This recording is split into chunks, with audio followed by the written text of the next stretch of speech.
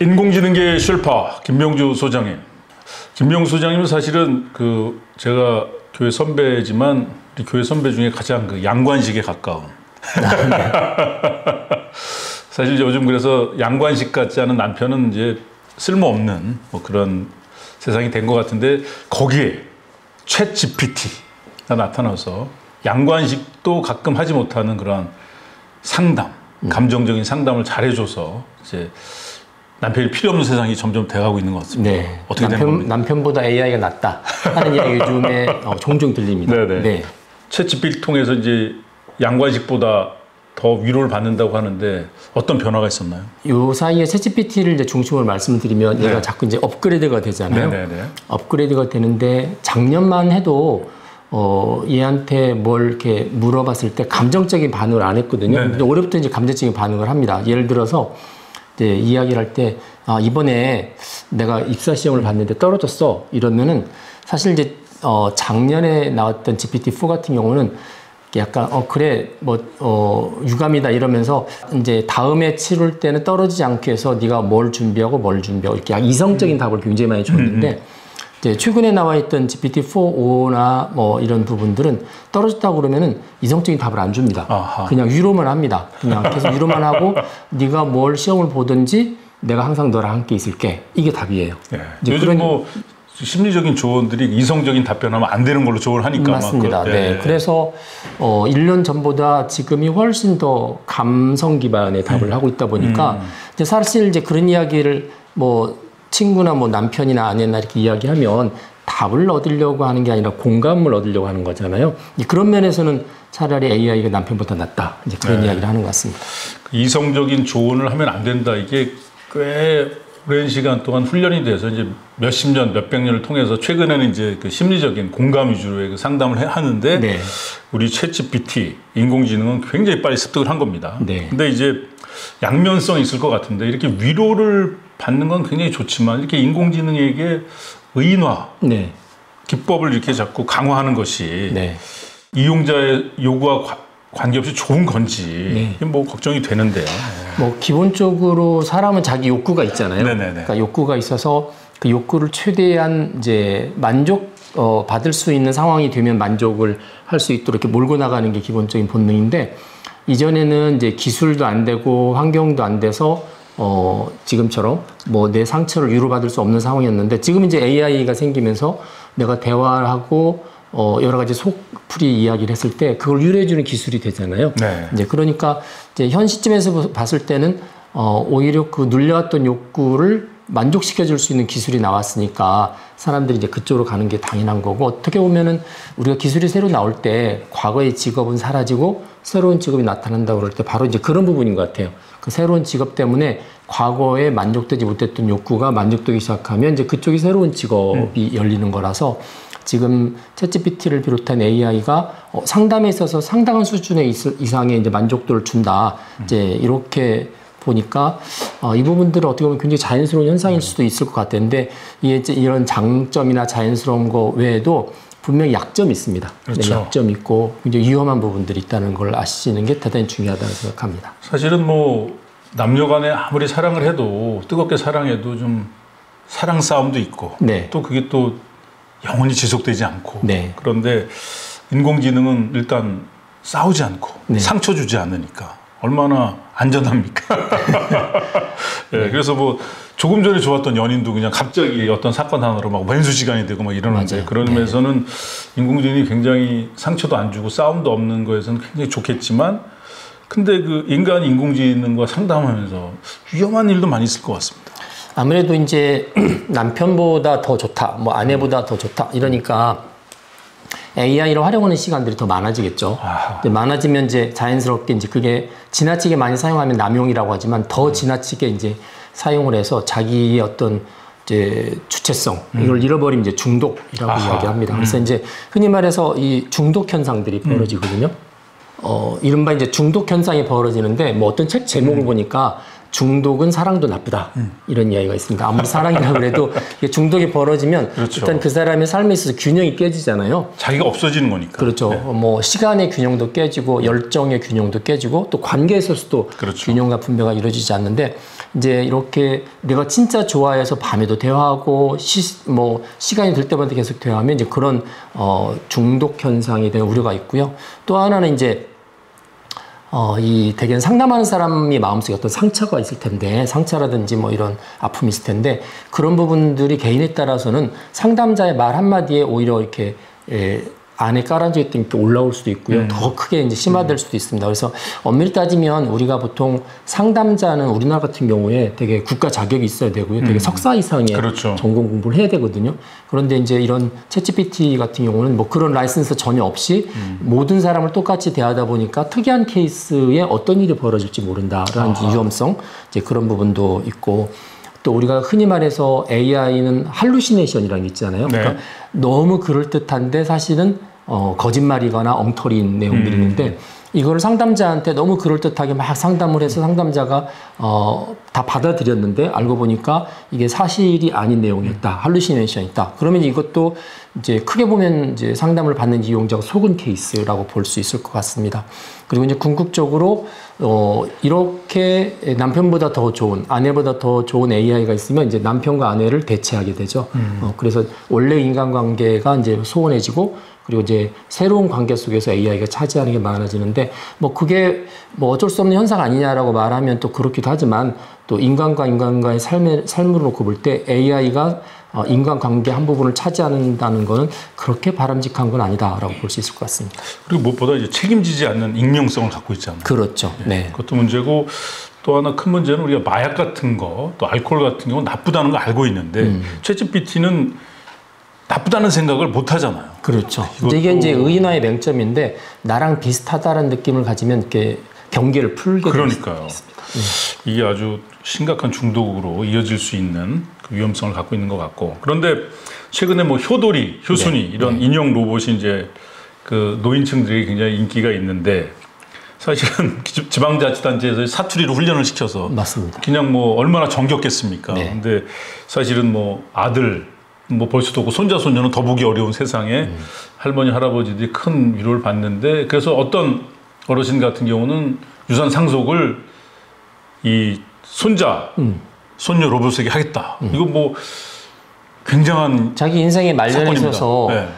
자기 뱃속으로 나왔던 아들 딸보다 얘가 더 자기한테 그러니까. 위로가 되고 힘이 되고, 또 건강 체크도 해주잖아요. 예. 자기 힘들 때 건강 체크도 해주고, 쓰면서 응급 상황이 발생을 하면 이제 119 신고도 해주고, 얼마나 고마운 존재. 그리고 심심하면 노래도 불러주고, 이러니까.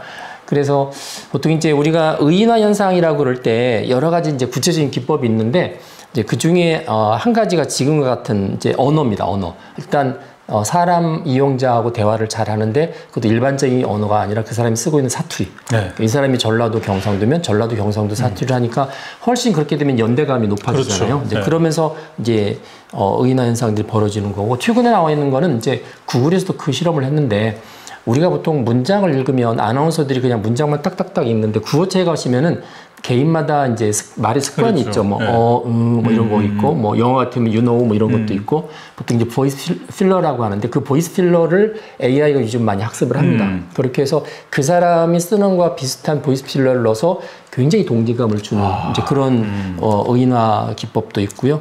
미러링 효과 같은 게 있겠네요. 그렇죠. 그 다음에 이제 이름을 줘줍니다. 뭐 예를 들어서 아까 효도리 효순이 대신에 뭐 미스터 로봇 이러면 할머니 할아버지들이 되게 거부감을 느낄 텐데, 효도리 효순이 이러잖아요. 갑돌이 갑순이. 그렇죠. 네, 이제 그런 식으로 해서 한국식의 이름에, 또 이 효도리 효순이 혹시 보시면 알겠지만 되게 한국적으로 생겼습니다. 약간 못생긴.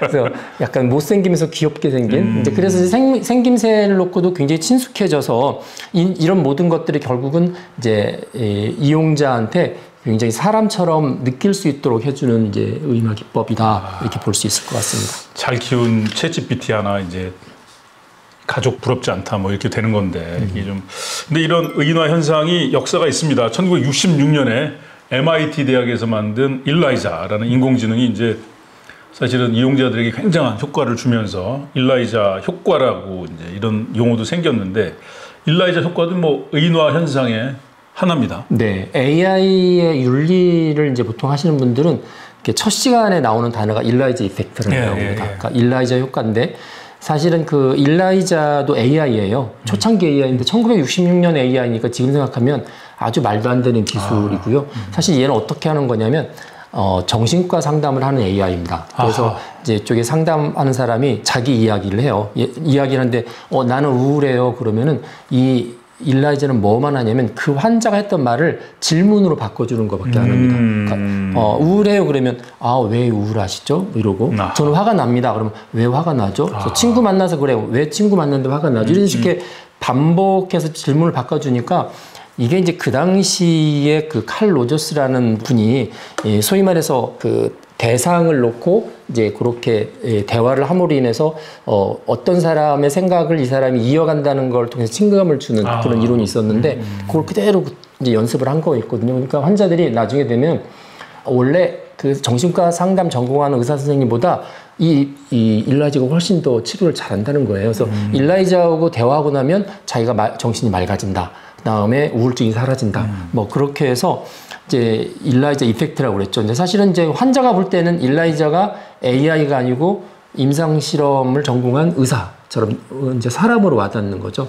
그래서 이제 어떤 일이 벌어졌냐면 이게 너무 효과가 크니까 그 당시에 농담처럼 뭐 어느 영역, 환경, 뭐 기계, 뭐 교통 영역 중에서 우리 쪽에 이런 문제가 있어. 그러면 그러면 일라이자 갖다 써봐. 일라이자 갖다 써봐. 그래서 그 나라 전체가 다 일라이자 광풍이 불었는데 일라이자를 전국적으로 사용하고 그 광풍이 열었던 걸 대단히 반대했던 사람은 막상 그걸 만들었던 이제 교수님이죠. MIT 교수님. 그래서 조세프 바이젠바움이신데 이분이 자기가 이 AI가 어떻게 돌아가는지 알잖아요. 네. 소위 말해서 엉터리인 거잖아요. 사실 그렇게 큰 기술이 아닌데 그 사람들이 거의 사람처럼 모시고 사람처럼 대하는 거 보면서 이거 AI한테 속으면 안 된다. 그래서 정부에서 뭐 일라이자를 이용해서 뭘 풀자, 일라이자 엄청난 돈을 투자하자 그럴 때 막상 이 사람은 대단히 반대를 했었던 이제 사람이죠. 네. 사실은 뭐 근데 우리가 정신과 같은 데 가면은 굉장히 처음부터 편안해지는 뭐 의사 선생님도 있고 상담자도 있지만 그렇지 않은 경우도 있는데 네. 이제 일라이자 같은 경우는 그런 편안함을 주니까 이제 효과가 있었던 그런 건데 이거를 이제 보편적으로 적용하는 건 좀 위험한 결정이었겠네요. 그러니까 내가 가진 생각을 질문해 준다는 이야기는 나하고 생각을 공유한다는 착각을 이제 가지게 되는 것 같아요. 심리적인 스킬에 불과한 건데 그걸 너무 이제 확장해서 문제가 됐던 것 같고 뇌 과학적으로 보면은 그 의인화 현상이라는 게 이제 모든 인간에게 있는 그 거울 뉴런 때문에 이제 자연스럽게 발생하는 현상인데 뭐 이런 면에서는 지극히 자연스러운데 이제 지나치면 문제가 됩니다. 네, 이게 그 거울 뉴런, 뭐 거울 신경세포, 거울 세포 이러는데 우리가 이제 뇌세포가 있잖아요. 네. 신경세포가 있는데 그 신경세포 가운데서 앞에 있는 사람을 이렇게 지켜보고 있으면 그 사람의 행동하는 거가 마치 내가 행동하는 거가 거울에 투영되는 것처럼 느끼는 거를 이제 보통 거울 신경세포라고 그래요. 그래서 앞에 있는 사람을 이제 이렇게 지켜보고 있으면 마치 내가 행동하고 있는 것처럼 느껴지기 때문에 이제 그 사람이 처음으로 행동하고 있어도 그게 이제 나한테는 따라하게 되는. 그러니까 그래서 보통 이제 학습의 기본 효과를 가져오는 세포라고 이야기를 합니다. 그래서 네. 앞에 있는 사람이 하는 걸 그대로 따라하고 언어도 따라하고 행동도 따라하고 이렇게 하는 거죠. 그래서 앞에 이제 AI가 뭔가 대화를 하는데 내가 처음 듣는 거지만 무슨 말을 막 하게 되면 마치 내가 하고 싶었던 이야기를 제가 하는 것처럼 그렇게 이제 투영해서 느끼니까 자기하고 뭐 거의 동일체처럼 엮이게 되는 거죠. 네, 그래서 의인화 현상이 됐을 때 그 의인화 현상의 기본적인 이제 흔히 말해서 이 뇌신경 쪽에서 바라볼 때는 거울세포 효과다 이렇게 많이 보고 있습니다. 그 제비족들이 많이 쓰는 수법인데 네. 거기에 당하는 겁니다. 네. 예. 챗GPT가 최근에 이런 뭐 공감 기능이 강화가 되고 의인화 현상이 커지는 게 이제 AI 기술 자체의 혁신적인 성장보다는 원래는 이렇게 엄격하게 규제해 놨던 가드레일이 있었는데 그거를 이제 완화해서 오는 현상이다 이런 얘기가 있습니다. 네, 그 부분들은 좀 어떻게 보면은 엉터리다 이렇게 이야기할 수도 있는데 기술이 챗GPT에 나온 지가 2년 반이 됐잖아요. 기술이 당연히 발전했겠죠.